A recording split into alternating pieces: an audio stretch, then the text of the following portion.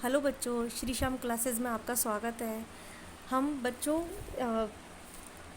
अध्याय 1 फसल उत्पादन एवं प्रबंधन के बारे में अध्ययन कर रहे थे, जिसमें हम कृषि पद्धतियों के बारे में पढ़ रहे थे। कृषि पद्धतियों में हमने कई चरण पढ़े, उसके बुआई है और उसकी जुताई है, खेत की जुताई है, उसमें खाद देना, सिंचाई करना आदि हमने, और उर्वरक उसमें खाद व उर्वरक देना, सिंचाई करना और छिड़काव तंत्र आदि आधुनिक और परंपरागत विधियों का हमने अध्ययन किया है। अब देखिए, और खरपतवार से फसल को कैसे बचाया जाता है, और जब खरपतवार से फसलों की सुरक्षा होती है तो हमारी फसल धीरे धीरे पक जाती है। अब देखिए, हमारा अगला चरण है कटाई। फसल पक जाने पर उसे काटना कटाई कहलाता है। देखिए बच्चों, जब फसल पक जाती है तो उसे काटना पड़ता है, और दराती की सहायता से, यानी जो परंपरागत तरीका है, आपको पता ही है परंपरागत तरीकों से लोग दराती से ही फसल को काटते थे। और इसमें क्या, श्रम और मेहनत की बहुत अधिक और समय भी बहुत अधिक लगता है। और इसके लिए आजकल जो किसान हैं वो आधुनिक साधनों का प्रयोग करने लगे हैं। हार्वेस्टर द्वारा, जो हार्वेस्टर में एक ट्रैक्टर होता है, उसमें आगे हार्वेस्टर लगा हुआ रहता है, मशीन लेके लगी रहती है, जिससे फसलों की कटाई की जाती है। काटी गई फसल के बीजों को भूसे से अलग किया जाता है। फिर इस प्रक्रिया को थ्रेसिंग भी कहते हैं। यह कार्य थ्रेसर या विनोइंग मशीन वह होती है बच्चों, जो कम ज़मीन होती है, जो कम ज़मीन पे कम फसल उगाई जाती है, तो विनोइंग द्वारा उस मशीन से बीजों को अलग किया जाता है, फसलों को काटा जाता है। और आजकल कंबाइन मशीन भी हो गई है। एक ट्रैक्टर में ही दो तरीके से मशीन लगाई जाती है, जिससे जो हार्वेस्टर और थ्रेसर का दोनों का ही काम करते हैं, यानी उससे फसल भी काटी जाती है और बीज भी अलग किए जाते हैं।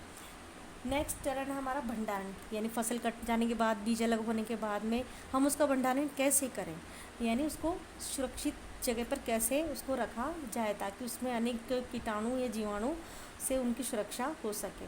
तो जब फसल काट ली जाती है, बीज अलग कर लिए जाते हैं, तो ताज़ा फसल, जब हमारी फसल कैसी होती है, ताज़ा होती है, तो उसमें नमी की मात्रा भी अधिक होती है। तो उसको पहले उन बीजों को सुखाकर धूप में सुखाया जाता है, और उसकी नमी को कम किया जाता है, जिससे उनकी कीटों, जीवाणु और कवक से सुरक्षा हो जाती है।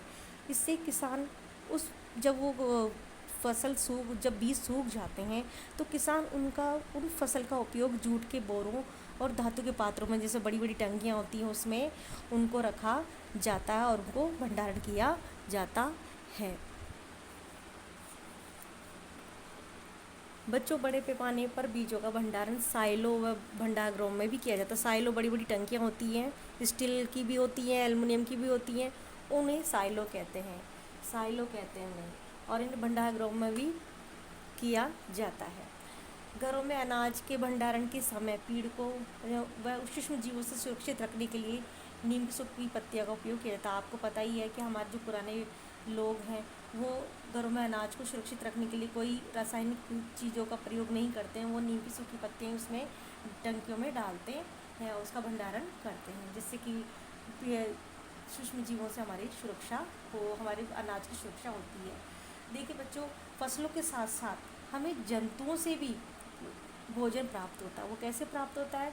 देखिए, पौधों की तरह जंतु भी हमें विभिन्न प्रकार के खाद्य पदार्थ प्रदान करते हैं, जैसे दूध है, अंडे हैं, मांस है, मछली है आदि। पशुओं से खाद्य पदार्थ व अन्य उपयोगी पदार्थ प्राप्त करने के लिए हमें इन्हें बड़े पैमाने पर पाला जाता है, जिसे पशुपालन कहते हैं। यानी जब हम पशु से खाद्य पदार्थ प्राप्त करते हैं, तो लोग उन्हें पालते भी हैं, पालकर और उनका दूध निकालते हैं, जिससे दूध से अनेक खाद्य पदार्थ बनते हैं। तो हमें उनसे भी बड़ा लाभ होता है। और पौधों से भोजन प्राप्त करने के लिए हमने कृषि कार्य भी किया, और जंतुओं को भी हमने बड़े पैमाने पर पालते हैं, और उनसे भी भोजन प्राप्त करते हैं। बच्चों, अब हमारे यहाँ पे अध्याय फर्स्ट समाप्त होता है, और बच्चों इसको अच्छी तरह आप पढ़िएगा और अच्छी सफलता प्राप्त करिएगा। पढ़िए और सफलता प्राप्त करिए। धन्यवाद।